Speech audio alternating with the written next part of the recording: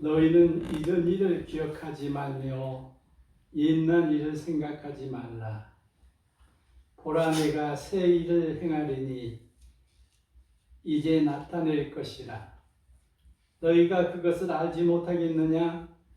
반드시 내가 광야의 길을 사막의 강을 내리라.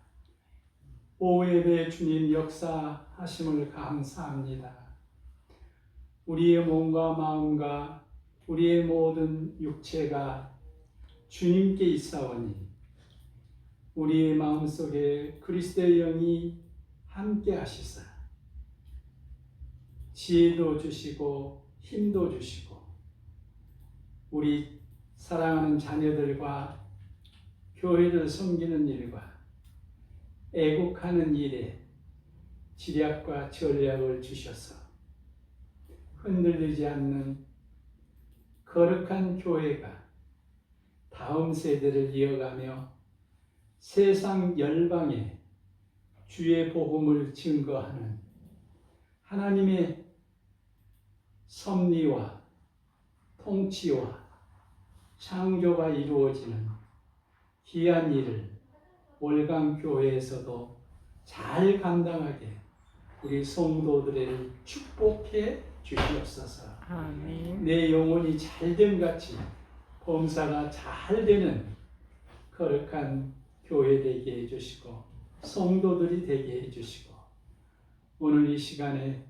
성령께서 우리의 몸을 치료해 주시고 병을 고쳐주시고 독수리가 창공을 나르는 그런 마음을 주셔서 우리가 건강하게 우리 노후가 살아갈 수 있도록 축복해 주소서. 예수 그리스도 이름으로 감사하며 기도드리옵나이다. 아멘.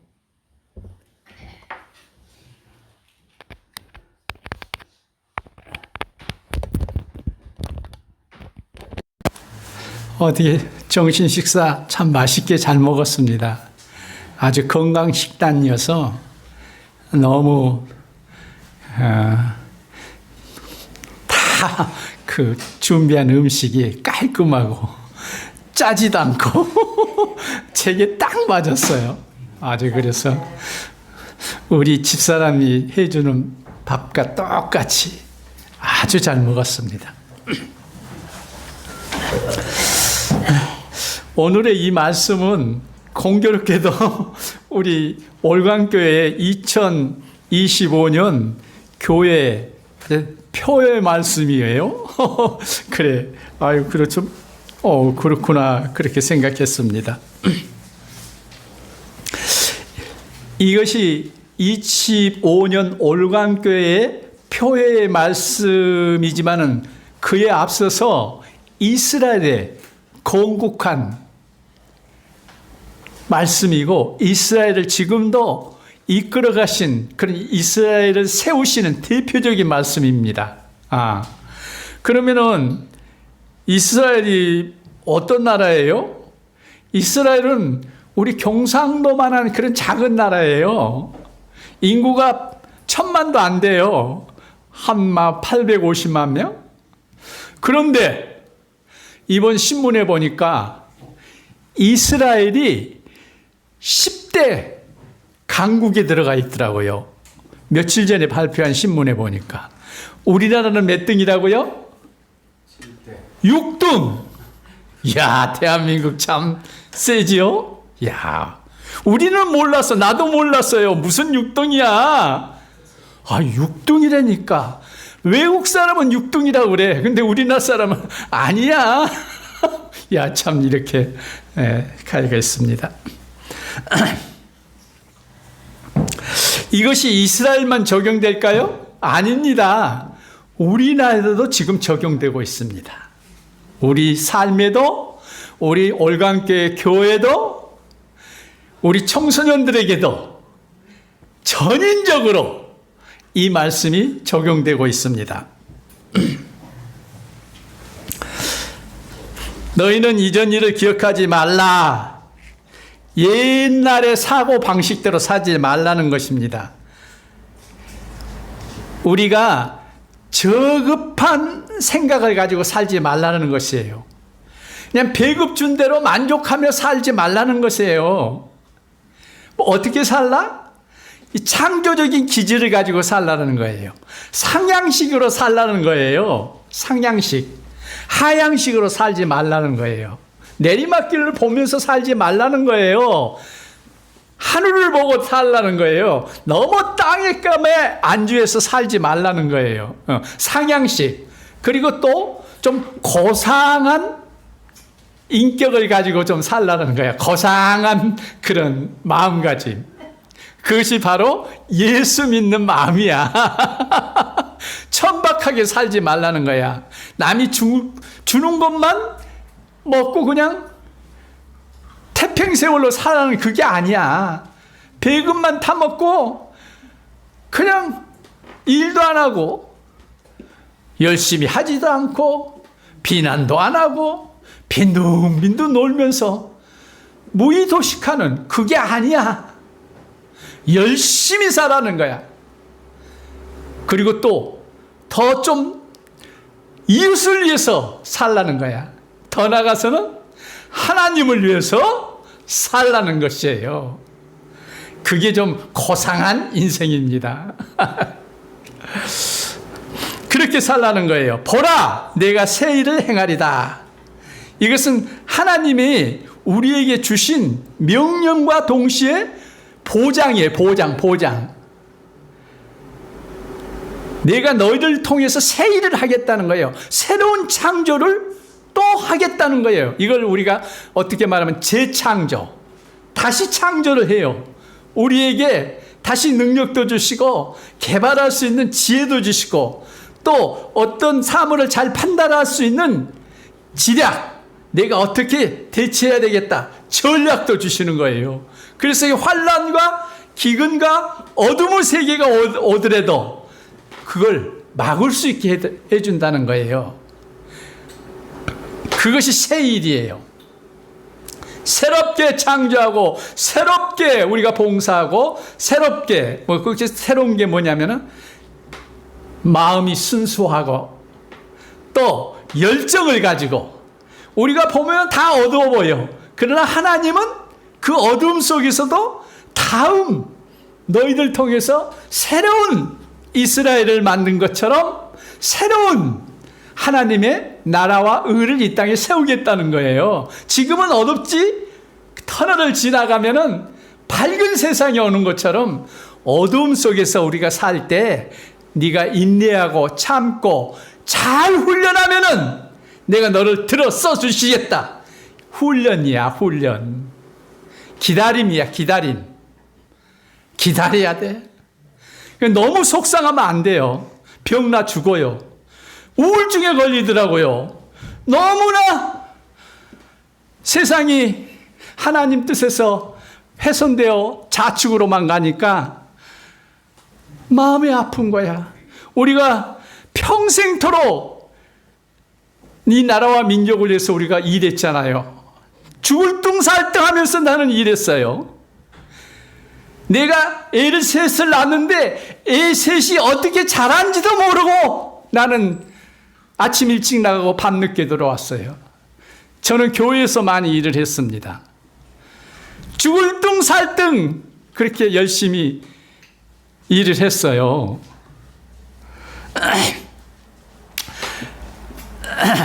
그랬으니까 이제 우리에게는 새 일을 우리에게 맡기십니다. 그 다음에 이제 나타날 것이요 너희가 그것을 알지 못하겠느냐? 반드시 내가 광야의 길을 그 어두운 데서 길을 주겠다는 거예요. 피할 길도 주시고 너희들이 하나님의 길을 너희에게 내주겠다는 거예요. 광야에는 길이 없잖아요. 어디로 갈 줄 모르잖아요. 길만 있으면 우리가 그 길을 따라 목표하는 데까지 갈 수 있습니다.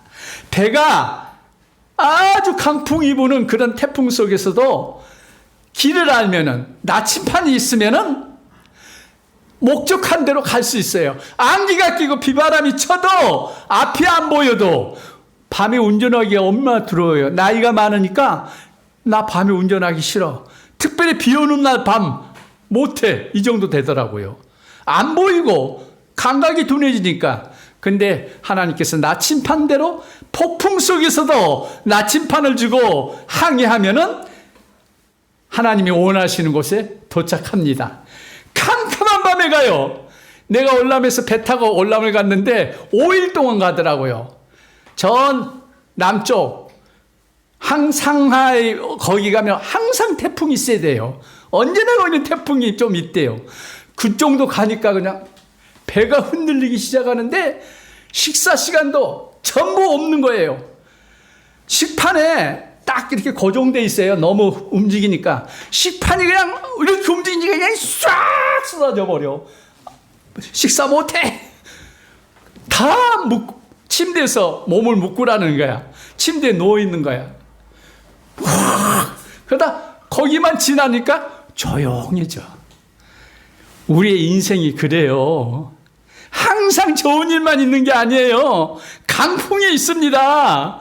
그러나 지략이 있고 전략이 있으면은 안전하게 우리를 먹고 기다리는 거야. 조용하게. 기도하면서 기다리고 때를 봐가면서 기다리는 거야. 에? 무슨 포인트? 계기가 되는 그것을 기다리는 거야. 계기를 우리에게 주셔. 하나님은 그런 과정을 통해서 그걸 딱 잡는 거야. 계기가 나오면. 야, 이게 우리 크리스찬의 예지야. 예지. 하나님께서 인생을 통해서 딱 잡는 순간이 있어. 내가 이것을 공부해야겠다고 딱 잡아. 그래가지고 열심히 거기에 몰입해. 하면은 이상하게 하나님이 도우시면은 성과가 있어. 열매가 보여. 하면서 나에게 다른 사람에게는 미미하지만은 나에게는 그것이 너무 기쁜 거야. 열매를 조그만 열매지만 기뻐. 힘이 솟아. 그래서 그 열매를 나만 먹는 것뿐만 아니라 그것을 또 남에게 나누어줘. 그게 전이가 되는 거야. 기쁨이 전이 되고 믿음이 전이 되고 사랑이 전이 되고 너무 환생이 돌아. 우리 젊은이들이 꿈이 펼쳐지는 거야. 이렇게 광야에 길이를 만들고 또 이 사막에 물이 생겨. 물이 사막에는 가장 중요한 게 물, 오아시스인데 그것을 물을 만들어 준다는 거야. 거기서는 생명이 자라. 생명. 하나님께서 생명으로 자라나게 하시고 하나님의 놀라운 그 생명을 통해서 일을 하시게 됩니다. 또 그 물을 또 마시게 해주신다고 그러는 거예요. 그 물을 마시게 해주신다는 거예요. 역사하시는 하나님의 신실한 언약이 이 나라를 세울 것입니다. 한국 70년 동안 한국 근대사를 보면은 기독교가 그 중심이 있었어요. 70년 동안 우리나라가 발전하고 부흥한 것은 기독교라는 그것이 중심이 있었어요. 그래서 그때 당시는 우리 목사님이 그러지만은 버스에 타면은 보통 기사들이 예수를 믿건 안 믿건 뭐가 있어? 사무엘에 기도하는 선, 이렇게 아침에 목사님 무릎 꿇고 기도하는 것처럼 그 기도를 다 걸어놓고 있어. 그게 문화가 된 거야. 문화. 우리의 생활화된 거예요. 믿지 않든 믿든 그 사무엘에 기도하는 것을 딱 놓고 다니면은 보호해주고 인도해주고 기쁨을 준다는 그런 통념이 기사들에게도 있는 거야. 그러니까 그걸 다 알고 다니는 거예요. 또 차주가 항상 그걸 무조건 달아놔. 차주가. 그 기사들은 그거 보고 계속 운전하는 거야. 마음의 위안도 없고. 자, 그게 문화예요. 자, 근데 어느 날 한국이 먹구름이 점점 몰려오는 거야. 이야, 대단해. 우리는 너무 일만 하고 너무 열심히 살다 보니까 다른 건 생각이 없었어. 그런데 저 종북 세력이라고 하는 사람들은 그 사람도 민주화에 기여는 했습니다. 어떤 생각을 했냐면은 우리가 이 체제를 이기려면은 사람을 길러야 된다, 이런 생각을 했어요. 몇 년 전부터? 한 50년 전부터, 한 40년 전부터 이런 생각을 했어요. 그래서 데모가 한참 일어나잖아요. 반정부 데모 많았잖아요. 예? 노태우 이런 군사정권 이럴 때 데모가 많이 일어나. 그러면은 벌써부터 그때 그 좌파 세력들은 사람을 길렀어. 어떤 사람? 학교에서 막 운동권에 열심히 하는 사람은 두 가지 종류로 분류했어. 하나는 행동대원 쪽으로 분류했어.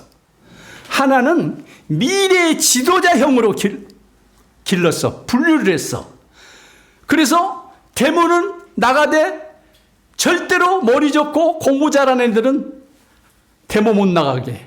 야, 돈 내줄게. 너는 공부만 해. 너는 변호사 돼야 돼. 넌 법관이 돼야 돼. 그래가지고 계속 돈 주고 그들을 길렀어.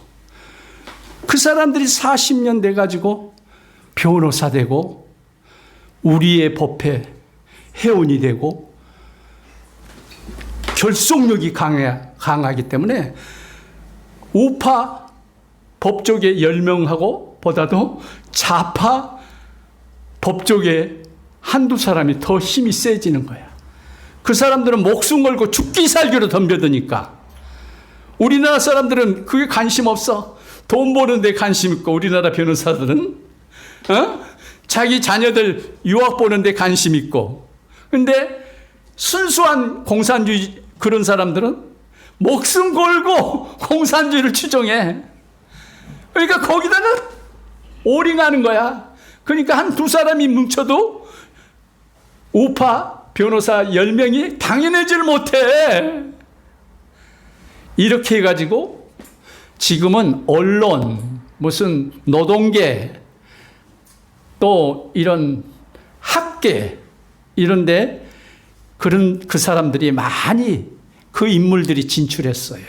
순수한 사회주의자들, 공부한 순수한 사회자들. 이 사람들은요, 돈 주고 매수 안 돼요.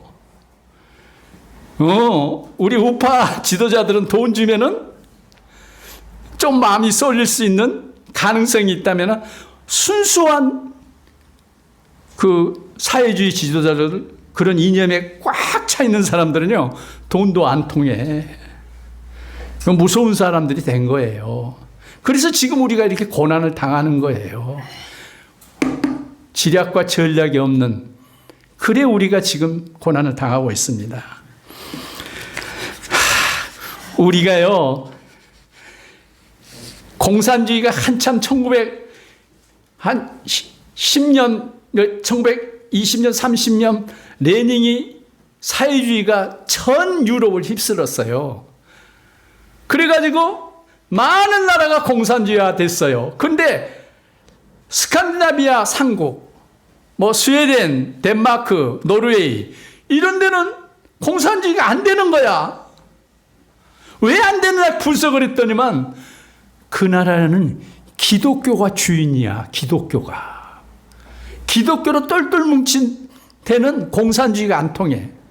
그러니까 그 다음에 그 이탈리아의 안토니아 그람시라는 사람이 조용한 혁명 11가지를 냈어.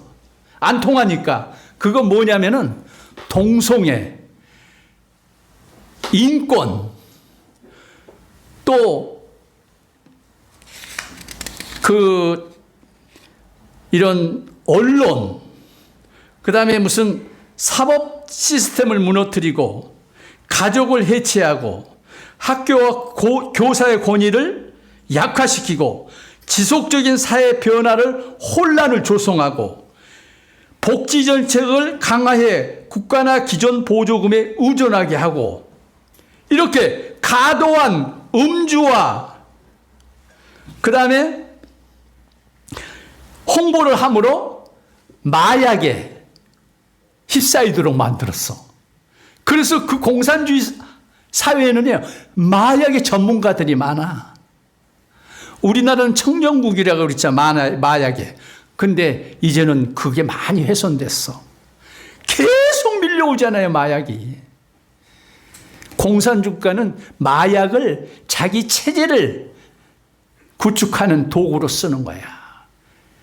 그래서 이게 참, 그래서 저 스웨덴, 이 스위스나 뭐 저 북유럽의 잘 사는 기독교 국가가 무너져 내리기 시작한 거야. 무너져 내리기 시작한. 성혁명 무슨 동성애니 차별금지법이니 이런 걸 가지고 자꾸 침투하니까 거기에 그냥 이제 손들어 버린 거야. 그래서 이제 그 스칸디나비아 삼국도 기독교가 많이 약화돼 버렸어. 그래서 하나님의 역사 경영은 하나님이 재림의 시기가 가까웠다, 이렇게 보는 학자들이 많아. 예. 그러니까 우리가 정신 바짝 차려야 되겠죠? 하나님 오시면 우리가 공중에서 이 지구상에서 환난과 질고를 당하기 전에 우리가 휴거해가지고 들림받아가지고 공중 재림에서 주님과 함께 이 환난을 묘면하도록 하는 게 제일 상책 아니겠어요? 그러니까 예수 잘 믿으면은 우리가 이 환난을 당하지 않고 하나님이 우리를 부르셔서 휴거돼 가지고 혼인잔치에 참여하는, 그래서 1000년 동안 우리가 주님의 나라에 살다가 마지막 이제 천년 새 예루살렘 심판, 백보자 심판을 통해서 새 예루살렘에 이제 완전히 입성하는 영원한 나라의 백성이 되는 그런 절차를 우리가 밟게 됩니다.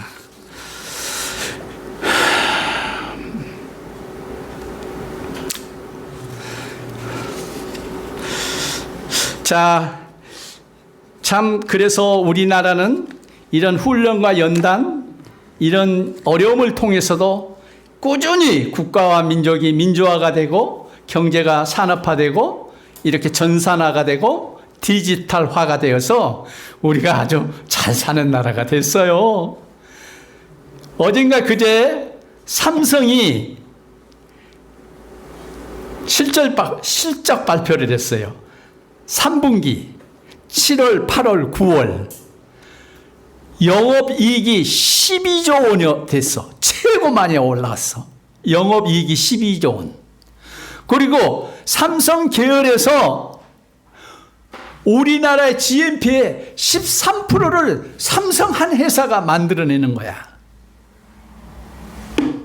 정신 먹으니까 다 줘라. 이렇게 13%를 우리 삼성이 대한민국을 먹여 살리고 있는 거예요.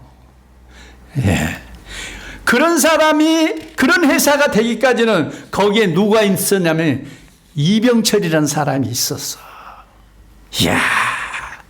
여러분, 옛날에 우리가 자라날 때 이병철 많이 욕을 했어요. 돈밖에 모른다고. 설탕 팔아가지고 돈만 번다고. 아, 근데 우리가 생각과는 달라. 언론이 잘못 보도하고 그랬어. 이병철이 어떤 사람인지 아나요? 이야, 봐요. 1983년 삼성 이병철 회장이 반도체 산업은 우리의 미래의 쌀이다. 미래를 생각하지 않고 기업이 발전할 수는 없다. 그때 반도체 개발하겠다 하니까 삼성 측에서 다 반대했어. 상무, 전무, 계열사에서. 왜? 너무 비용이 많이 든다는 거야.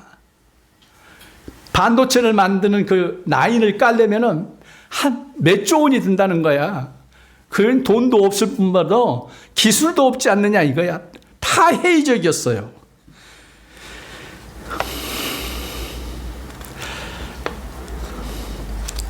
기술도 없고 자금도 없는데 어떻게 곧 삼성이 무너질 것이라고 반대했습니다. 다 반대를 했는데도 그 한 시대를 발전시키려면 그 시대에 위대한 인물이 있듯이 불구하고 미래의 쌀을 놓칠 수가 있나 하고 고집스럽게 시작해서 오늘날에는 최고의 수익으로 국민에게 효도하는 그런 높은 산업이 되었어요. 반도체가 이번에 3, 4분기에 12조 원을 영업이익만 12조 원을 냈다니까요. 삼성에서만. 삼성에서 반도체 생산량이 어디서 기술을 배웠냐면 일본에서 우리가 그 반도체 기술을 배웠거든요. 근데 지금은 일본 전 회사에서 생산된 반도체 양보다도 삼성 한 군데서 생산하는 반도체 양이 훨씬 더 많아. 이야, 일본을 추월하다니 이해되세요? 우리가 얼마나 일제 했어요. 일제. 졸리시네. 그랬어요. 자, 이렇게 우리는 참 훌륭한 지도자가 있었습니다. 이야, 정주영 아세요? 정주영? 정주영이가 누구예요?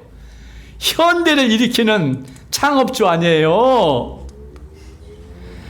내 그걸 책을 읽고 내 깜짝 놀랐다니까. 다른 얘기는 다 안 하겠어요. 정주영 회장이 하루는 열심히 일하고 이제 쪽방에서 잠을 잔대요. 아유, 우리 시대는 왜 그렇게 빈대가 많았어? 우리 30대, 40대. 지금부터 한 30년, 40년 전. 공원에 앉아서, 제가 서울역에 앉아서, 제가 한번 집을 나왔거든요. 엄마하고 출애벌이 있어가지고. 속상하다고 나도 집을 나온 적 있어요. 갈 데 올 데가 없더라고요. 그래서 간 데가 어디냐면 서울역 그 벤치에 앉아 있으니까 저녁 때쯤 되니까 막 그 벤치에서 빈대가 나와가지고 뜯어먹는 거야. 이야, 그래서 거기서 벌떡 일어나서 나를 셌다니까요. 내가 그때 김동연을 가르칠 때야. 가정교사로 있을 때. 김동연이 누구냐면은 지금 경기도 지사야. 김동연. 앞으로 차기 대통령 후보자가 될지도 몰라요. 더불어민주당에서는. 그 사람, 내가 그 애를 4, 5년 동안 가정교사로 초등학교 때 그 집에서 내가 너무 가난하니까 밥 먹기 위해서 그 집 가서 걔 가르쳐 주시고 내가 팔절지 일일 시험 문제를 내가 창안한 사람이야. 내가 매일 동현이한테 그 팔절지에다가 양쪽 딱 접어서 문제를 내가 내줬어. 쫙 내 글씨로 써서 한 잔씩 걔 줘. 그러면 걔가 그걸 풀어. 그걸 내가 했다니까. 그런 게 없었어. 얼마 후에 일일 학습지가 나오더라고. 신문처럼 배달하는 거야. 그런 게 나오더라고요.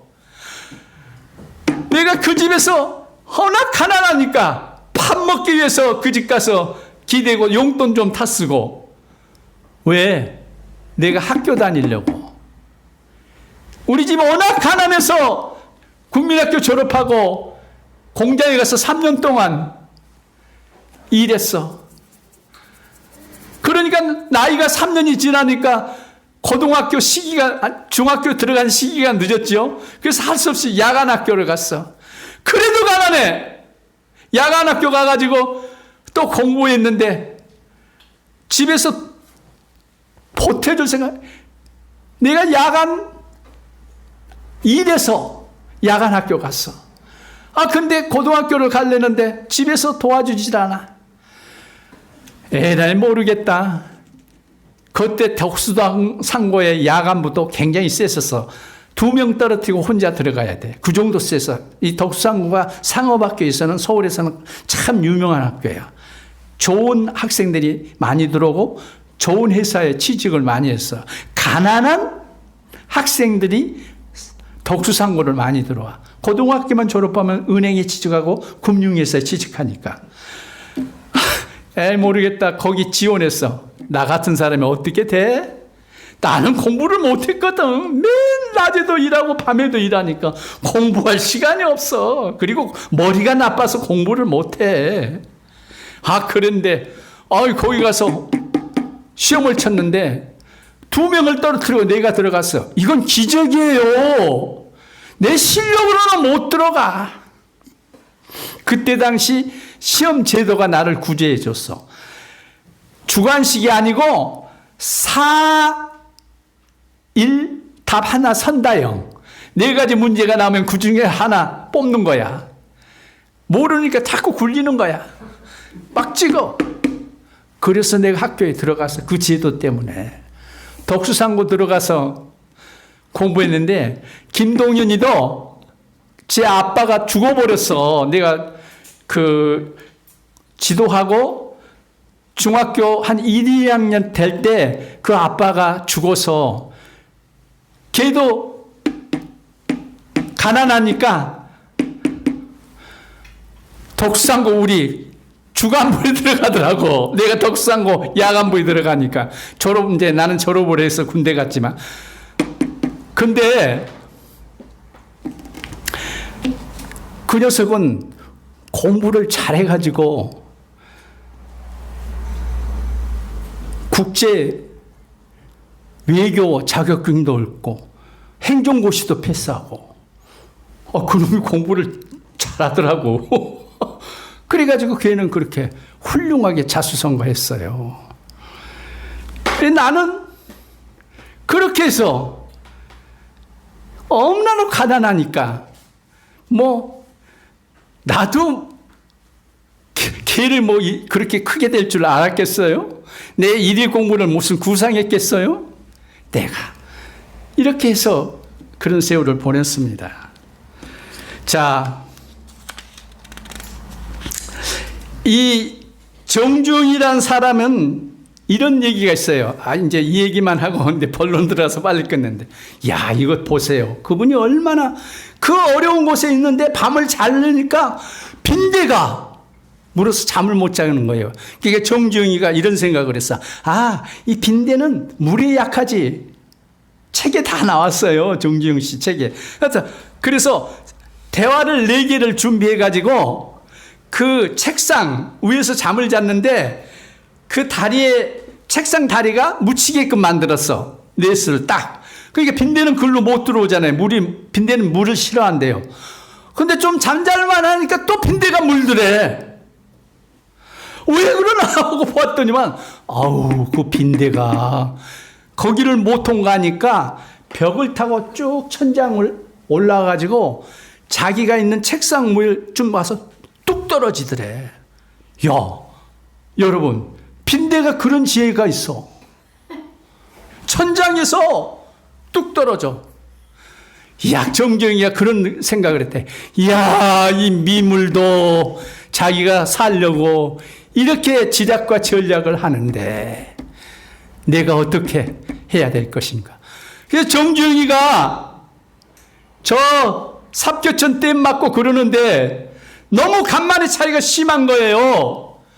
댐을 막으려니까 썬물이 8시간 만에 들어오고 6시간 만에 이렇게 교체되고 막 그러니까 막을 수가 없는 거야. 흙을 여면 돌을 여면 돌이 다 쓸려 내려가 버려요. 간만에 차이가 심하니까 물이 세가지고. 그래서 어떻게 아이디어가 났어. 정지영 씨가 중동에 가서 유조선 버리는 거 사가지고 와라. 그래서 그 유조선님이 한 100m쯤 되겠죠. 큰 건. 그걸 가지고 그 센 그에다가 탁 박아버렸어. 그랬더니 물이 그 유조선에 딱 막아가지고 세게 안 내려가는 거야. 그때 그냥 막 부어라. 부어가지고 그걸 연결시켰어요. 그래서 그 문제를 해결했잖아요. 그게 정주영 공법이야, 그게. 해상에서는 유명한 공법으로 나왔다고 그러더라고요. 정주영 씨, 그런 기질을 가지고 있었어. 안 되는 거 없다! 하면 만들어라! 정주영 씨만 그렇게, 정주영 씨가 스스로 그렇게 됐을까요? 그 안에는 박정희가 있었어요. 박정희가 우리가 이제 이게 쌀로만은 승부를 못 내니까 이제 산업화를 해야 되는데 이게 첫째 산업화를 하려면은 이 조선소도 필요하고 또 포철 같은 제철소도 필요하고. 그래서 박정희가 정중시로 초대했어. 자네 요 조선소 좀 만들어주게. 그러니까 정중시가 아니 돈 있어요? 돈도 없고 기술 있어요? 기술도 없는데 어떻게 맨 땅에 헤딩합니까? 있을 수 없는 일이라고. 그러니까 왜 내가 자네를 불렀겠나? 자네는 하면 할 수 있네. 우리 정부로서 최대한 지원을 할게. 한번 시도를 해보게.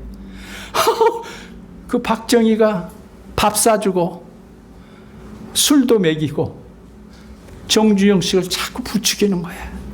당신이 이 나라를 살려야 된다. 누가 살리겠느냐? 그래서 정주영씨가 동전 하나를 가지고 영국에 갔어요. 융자를 자금을 얻으려고. 그 큰 은행하고 면담을 하는데 당신 나라 배 있어? 배 없어요. 만든 경험이 있어? 없어요. 근데 어떻게 조선소 만든다고 자금을 하라고 그래?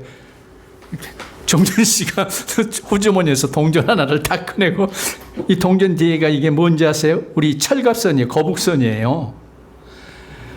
우리가 400년 전에 우리 조상들이 새로 거북선을 만들었어요. 철갑선을 만들었어요. 우리 조상은 그런 기질이 있어요. 얼마나 당차게 했던 간에 그 은행장에 감동을 해버렸대. 그래서 융자를 해줬대. 이야, 정주영 씨가 그런 분이에요. 이제 여기는 다 넘어가야 되겠죠. 우리나라는 그런 기질의 좋은 지도자가 있었기 때문에 오늘날 이렇게 민주화하고 산업화를 이룰 수 있다는 거예요. 자, 이제 참 우리나라는 대단한 나라야. 전번에도 말씀드렸지만 우리나라 여성들은 내가 우리 집사람을 귀하게 여깁니다. 사실은. 이제 자랑이 아니지만은 우리 한국의 어머니들을 나는 귀하게 여깁니다. 무슨 지식이 있어서 귀한 게 아니고요. 어머니의 그 품속은 따뜻합니다. 한국 어머니들이요. 왜 그렇게 교육열이 높아요? 논 팔고 밥 팔아서 자기 자식들 가르쳐요. 그렇게 가르친 부모들은 나중에 보니까 서울에 가서 살더라고요. 아니야, 땅 파고 땅 일구어야 돼 하고 그 자식들 그냥 고등학교나 대학교 졸업하면 끌어들여서 논밭 깔게 했더니만 평생 그 논밭에 허리 구부러지고 발 구부러지고 그러 살다가 소천하더라고요. 교육열. 이 한국 어머니들의 극성이야. 세계에서 최고 극성이 이스라엘 어머니들이래. 이스라엘 민족 어머니들. 두 번째는 우리 한국 어머니들 교육열이 그렇게 높대. 그리고요, 한국 어머니들 보면은, 이야, 모성애가 대단해. 자식이라면 껍벅해. 불의하고 도둑질해도 자기 자식한테 뭐라고 욕하면은 막 대들어. 엄마의 기질이야, 그게.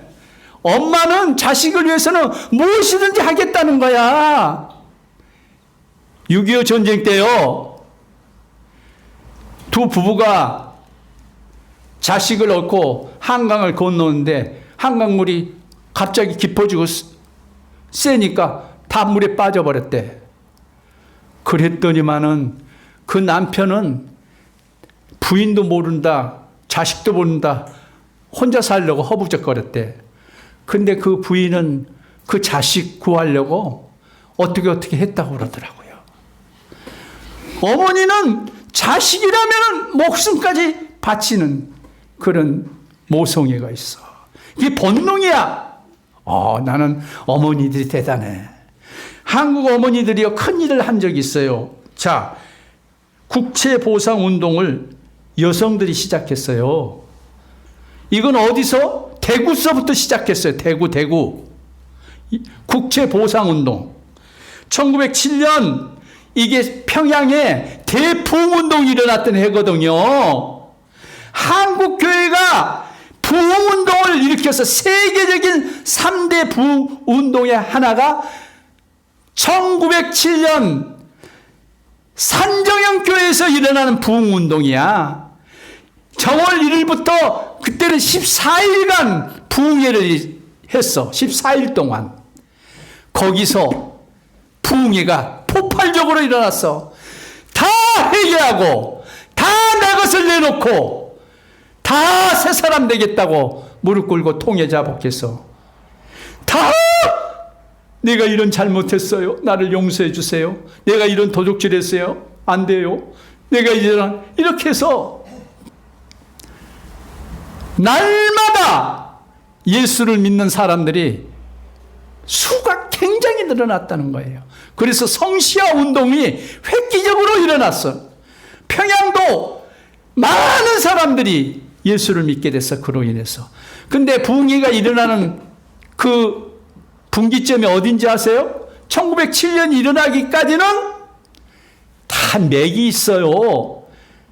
개성에서 무슨 운동이 일어나냐면 1900년에 개성에서 성경 사경회가 일어났어. 성경 사경회. 성독을 통독하고 읽고 묵상하고 막 이런 운동이 그때 일어났어요. 부흥이 일어나기 7년 전에. 그 다음에 4년 뒤에 원산에서는 어떤 운동이 일어나느냐. 하지 목사님을 중심으로서 회개운동이 일어났어. 그 회개운동이 1904년에 일어나서 전파되더니만 1907년 산정형교회 1월부터 14일까지 그 성회에 폭발적으로 역사했어요. 그러니까 다 그런 흐름이 있는 거예요. 갑자기 태어난 건 없어요.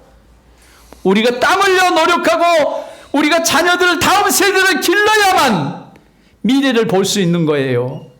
우리 교회도 마찬가지고 우리 가정사도 마찬가지예요. 과정이 있습니다.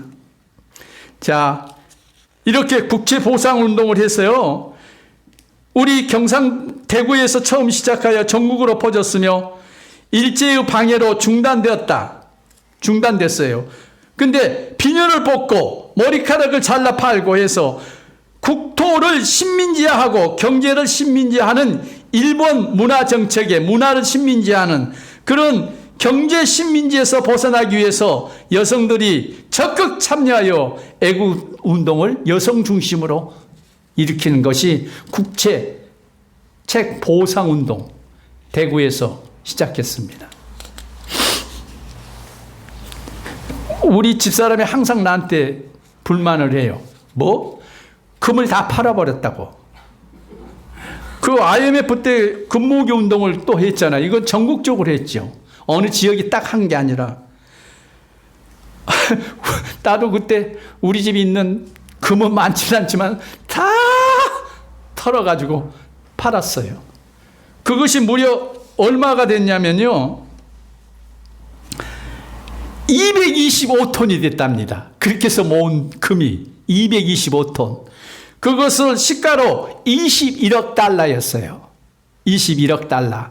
그것은 우리가 구제금융, IMF 때 구제금융을 받은 금액이 얼마냐면 195억이었는데 그 195억의 10분의 1을 여성들이 금모기 운동으로 그 빚을 갚은 거예요. 이런 일은 세계에서 드문 일이래. 없대요. 우리 한국에서만 일어난 일이지. 우리는 그런 민족이에요. 그런 저력을 가지고 있어요. 우리가 그런 긍지를 가져야 돼요. 젊은이들이 그것을 보고 자,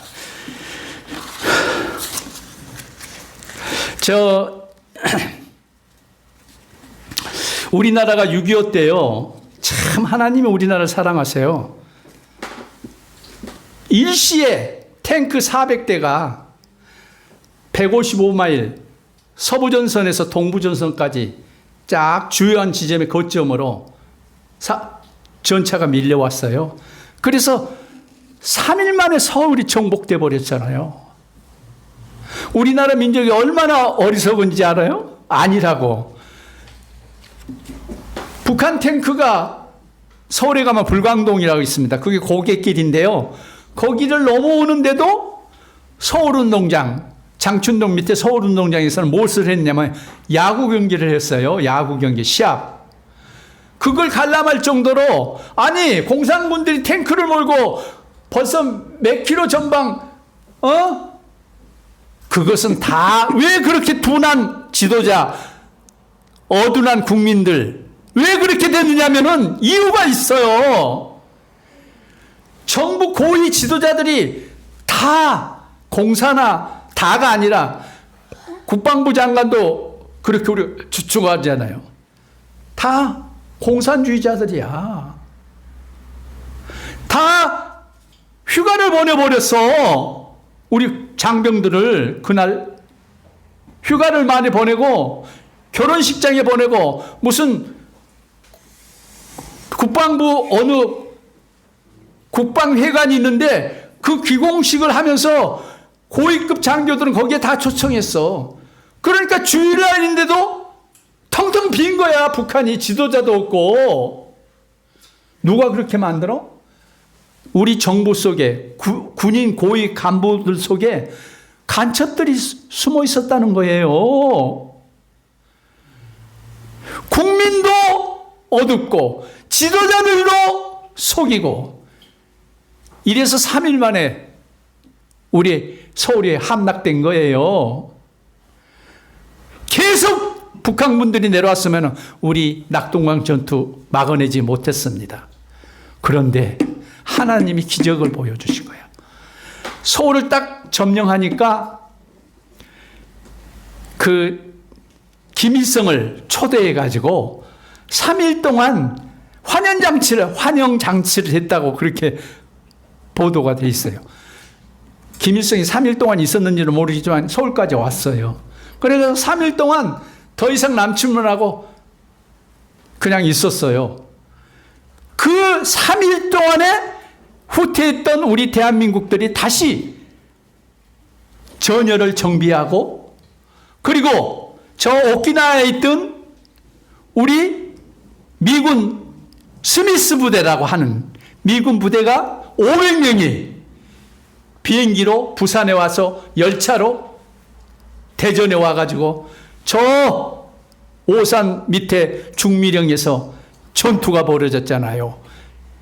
인민군 주력 부대를 스미스 부대가 그때 155명이 죽어버렸어요. 미군. 그리고 부상자도 꽤 났죠. 근데 그때 당시에는 완전히 실패한 전투였어, 미군이. 근데 최근에 보고서에 의하니까 그 중미령의 스미스 부대는 실패한 전투가 아니었다. 그것이 미랄의 전투를 했다는 거예요. 미랄에. 그들이 죽음으로써 며칠간의 전선을 스톱시키는 거야. 더 이상 못 내려오게. 자, 하나님의 역사예요.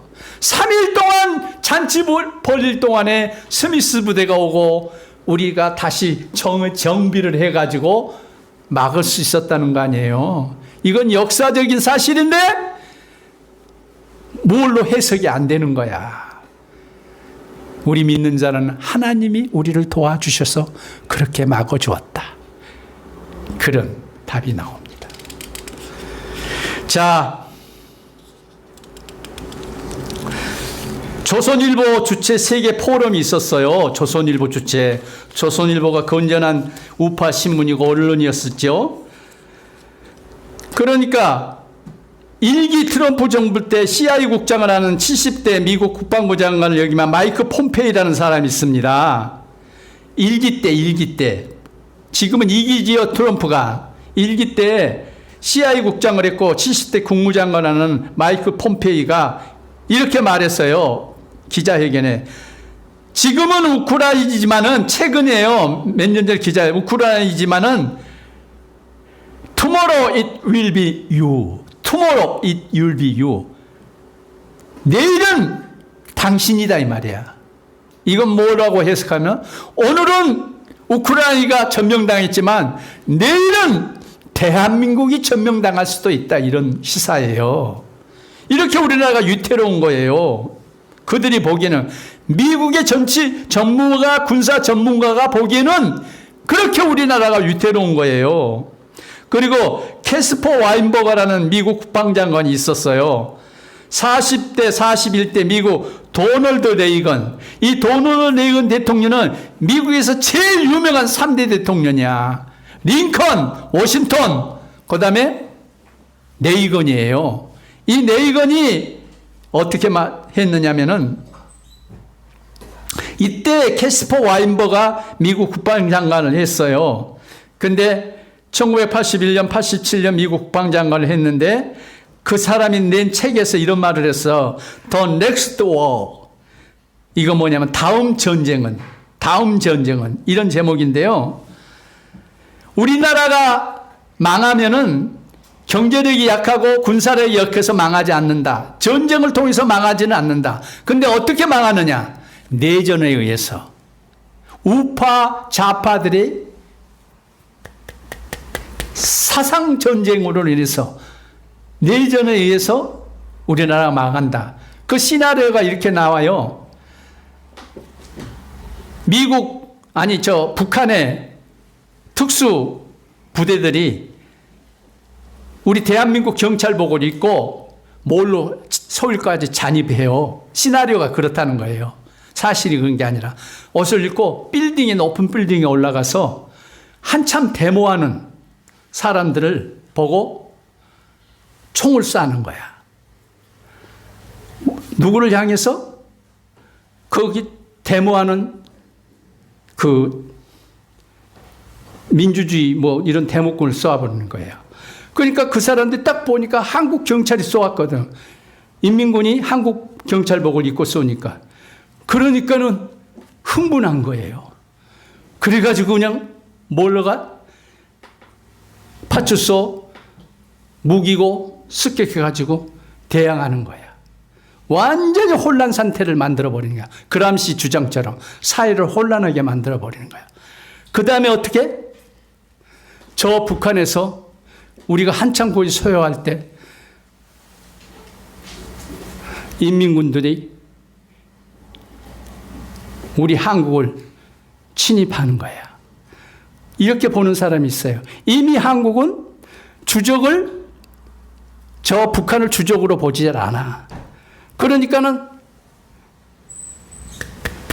정부하고 북한에 있는 연방을 찬성하는 북한 정부가 서로 맞잡아가지고 연방정부 헌법을 만들고 그걸 발표해버리면 끝난다는 거야. 그러면 저쪽 북한에서 우리 남한으로 진격이 내려오면은 한국 군인이 북한 군인을 헬로 하고 맞이한대. 전투하지 않는 거야. 주적이 아니야. 자유민주주의는 완전 폭삭 망하게 되는 그런 시나리오죠. 이런 시나리오를 캐스퍼 와이버 장관, 국방부 장관, 정보의 1인자가 이렇게 말하는 거야. 넥스트 워. 자, 우리가 그런 위기에 처해 있습니다. 자, 니물로 목사라는 사람이 어록에 이렇게 만들어 놨어요. 자, 니물로 목사는 그 루터교회 목사로서 반나치주의자였습니다. 그때 이거 보네포 시대에 같이 활동했던 분인데요. 이런 말을 했어요.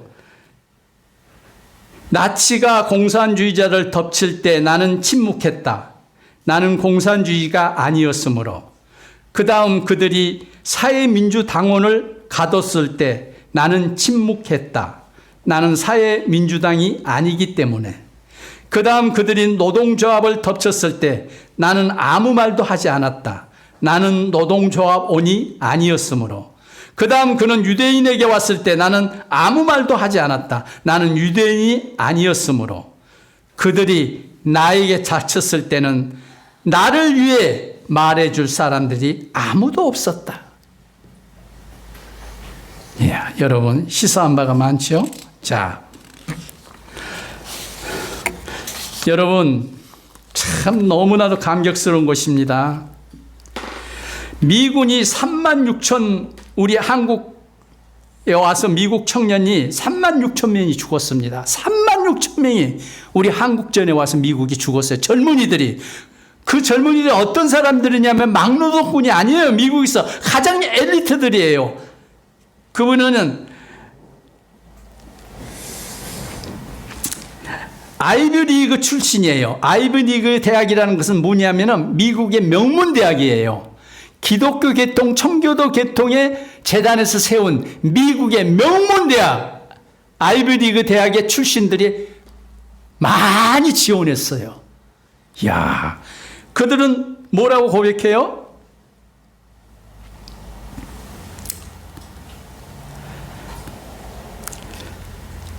이름도 모르고 어디 있는지도 모르는데 알지도 못하는데 자유민주주의를 수호한다는 국가의 명령을 받고 그들은 서슴없이 젊은 나이를 바쳤다.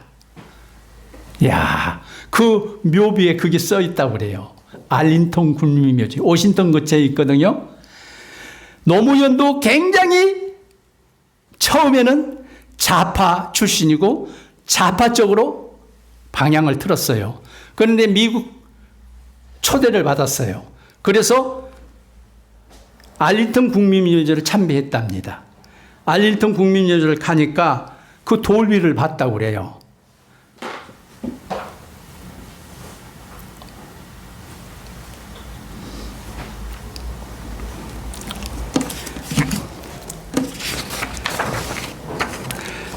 (16대) 노무현 전 대통령이 용산 미군 기지에 대해 연설을 했는데 간섭과 침략과 우존의 상징이었던 그 용산 기지, 이 말은 무슨 말이에요? 우리나라가 미국의 전속국이라는 거래요. 미국에 끌려다니는 그런 사람, 노예와 같은 그런, 그렇게 미국을 완전히 비판하는 말이에요. 그렇게 좌파였어요. 근데 그 사람이 미국 방문 후에 대통령에 크게 변화가 일어났어요. 2003년 5월 14일 워싱턴 DC 알링턴 국민묘지 4만 2천 명이 잠든 한국전쟁 참전용사 기념비에 새긴 글, 우리는 듣지도 보지도 못한 나라를 위해 목숨을 바쳤다. 그 글을 읽고 미국을 바르게 인식했습니다. 귀국 후 노무현 대통령이 마음이 달라졌어요.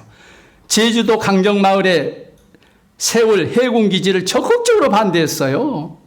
근데 노무현이 알링턴 국민을 방문한 후에 그걸 허가해 버렸어요.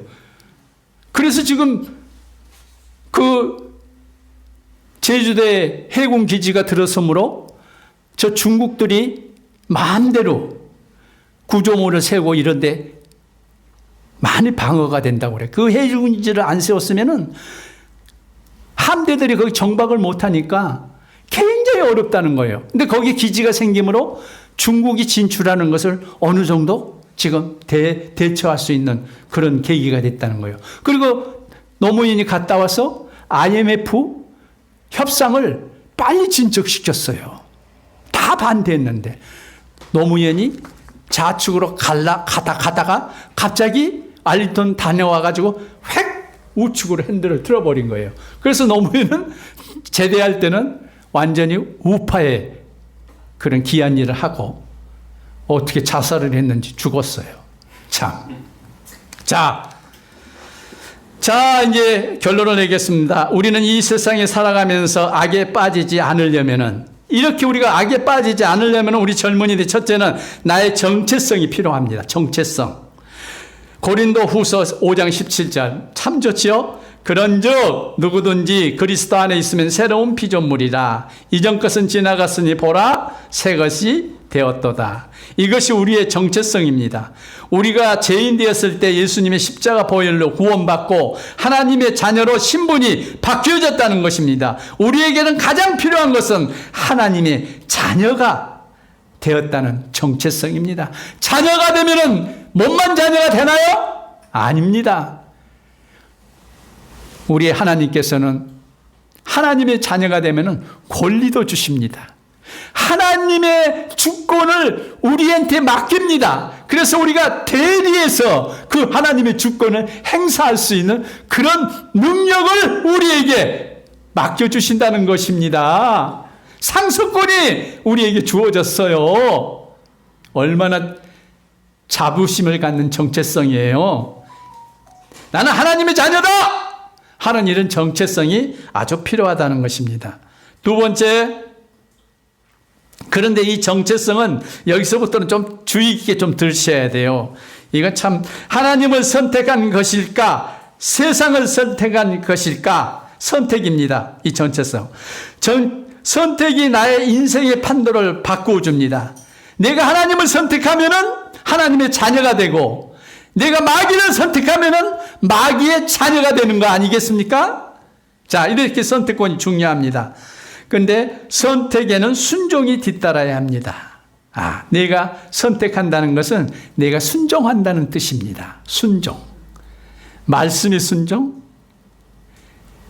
이 순종이 아주 우리 그리스도의 덕목입니다. 예, 순종이 뒤따라야 합니다. 순종은 말씀에 순종해야 합니다. 말씀은 하나님의, 말씀을 우리가 집약적으로 말하면 하나님의 창조가 말씀입니다. 그리고 하나님의 통치가 말씀입니다. 그리고 하나님의 섭리, 하나님은 선한 방법으로 이 역사를 이끌어 가십니다. 이게 말씀이에요. 그러니까 창조, 통치, 섭리가 말씀입니다. 그러니까 이 창조, 통치, 섭리에 우리가 순종해야 됩니다. 너무 멋있지 않아요?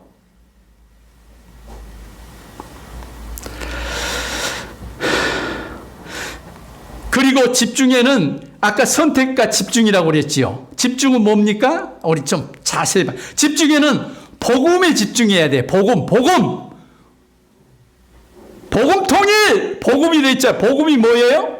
예수 그리스도의 전인적인 삶이 복음이에요. 예수님이 태어나시고, 예수님이 우리를 사랑하시고, 십자가 지시고, 부활하시고, 예수님이 또 천국에 올라가셔서 우리를 부르시고, 하나님께서, 예수님께서 우리를 혼인잔치하시고, 백보자 신찬을 통해서 우리가 천국 백성, 영원한 하늘나라의 백성이 되는 이 모든 예수 그리스도의 총체적인 그 삶이 복음이에요. 그 복음에는 치유가 있고, 하나님 그 복음에는 지혜가 있고, 그 복음에는 생명이 있고, 그 복음에는 영원한 나라가 있다는 것입니다. 이 복음을 우리가 뭘 해요? 집중해야 돼요. 아까는 선택에는 뭐예요? 순종을 해야 돼요. 그러니까 우리 기독교의 크게 두 가지는 순종과 충성이야. 충성. 이게 진짜 충성. 야. 자, 그 다음에 두 번째는 아까 그 주체성이라고 그랬죠.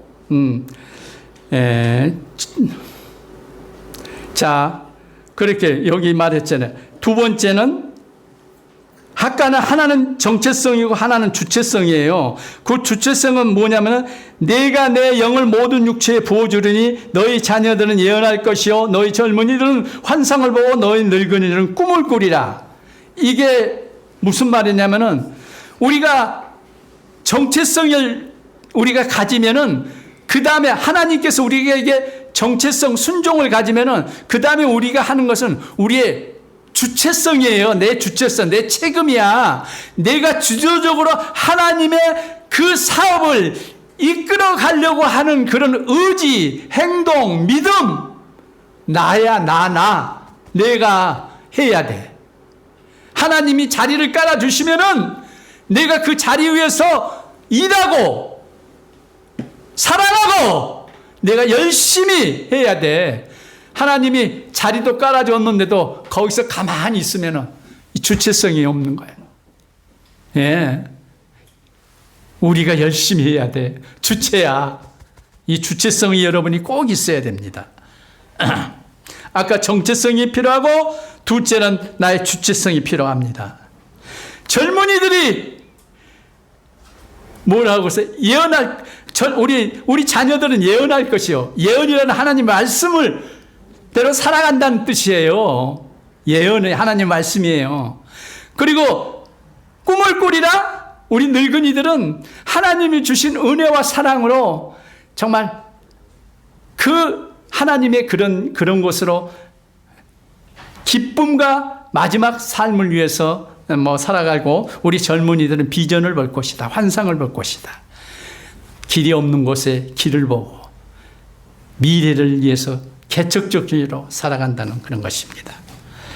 자, 그래서 이 집중, 이 주체성에는 집중입니다. 복음에 집중하는 것입니다.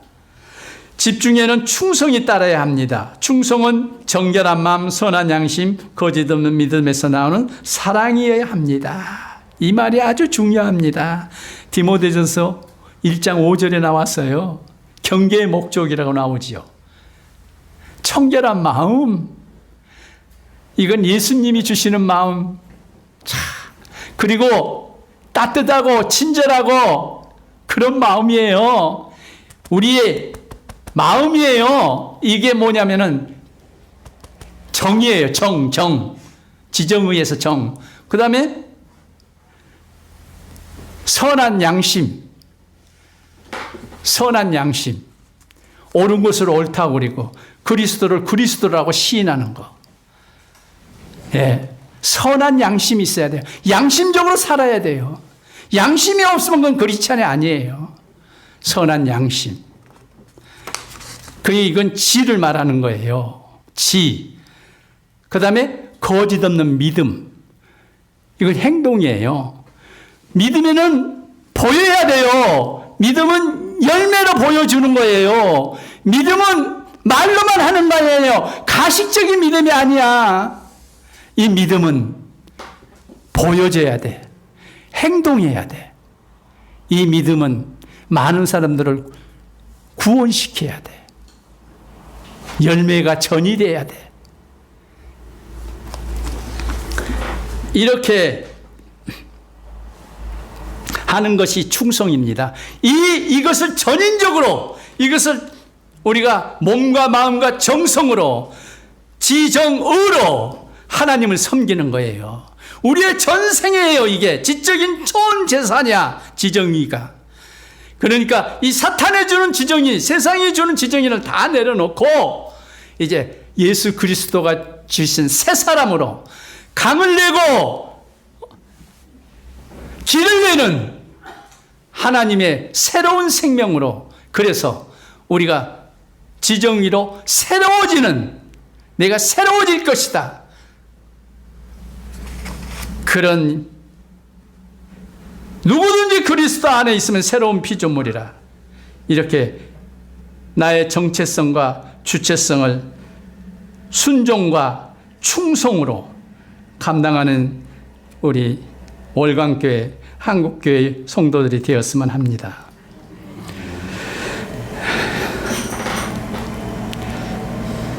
나는 단지 하나님의 형상으로 태어난 자녀이고 또 나는 하나님의 피조물이라는 것을 알고 그것들을 관리하는 청지기입니다. 청지기의 신분으로 살아가야 합니다. 교만은 금물입니다. 욕심은 안 됩니다. 아침에도 말했지만은 이런 교인들의 충성도 기준은 무엇일까요? 네, 다시 한번 강조합니다. 이대로 살면 우리는 승리합니다. 꼭 승리합니다. 이런 충성도의 기준이 뭐야? 우리 보이는 기준. 아까 선한 양심, 청결한 마음, 선한 양심, 거짓 없는 믿음에서 나오는 사랑이라고 그랬잖아요.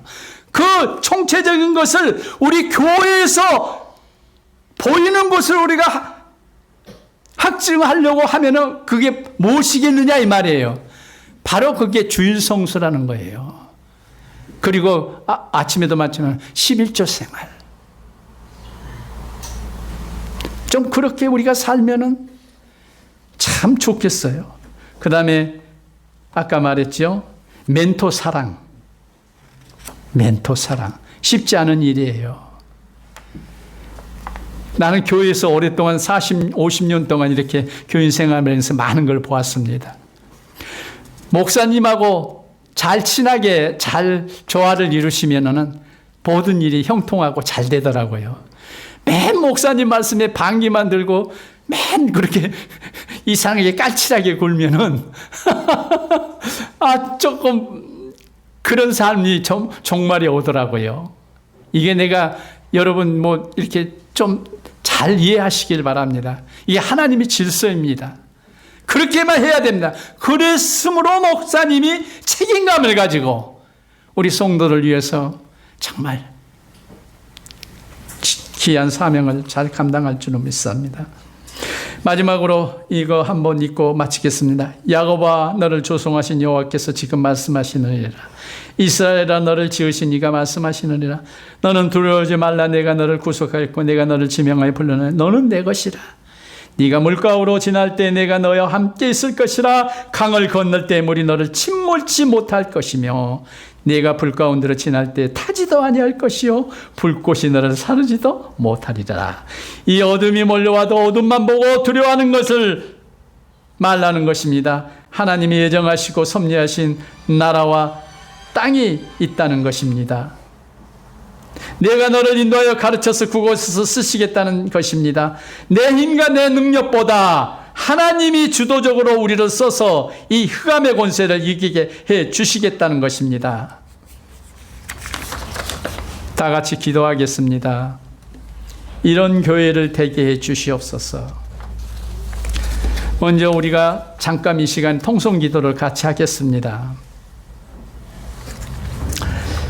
첫째, 하나님의 은혜로 말씀 기도 찬양이 충만한 올광교회가 되게 하옵소서. 어떻게 해요? 첫째, 은혜로, 하나님의 은혜로 말씀 기도 찬양이 충만한 올광교회 되게 하여 주옵소서. 두 번째, 하나님의 은혜로 회개하고 세례받고 성령 충만한 올광교회가 되게 하옵소서. 세 번째, 하나님의 은혜로 치유하고 회복되는 표정이 나타나는 그런 교회 되게 하옵소서.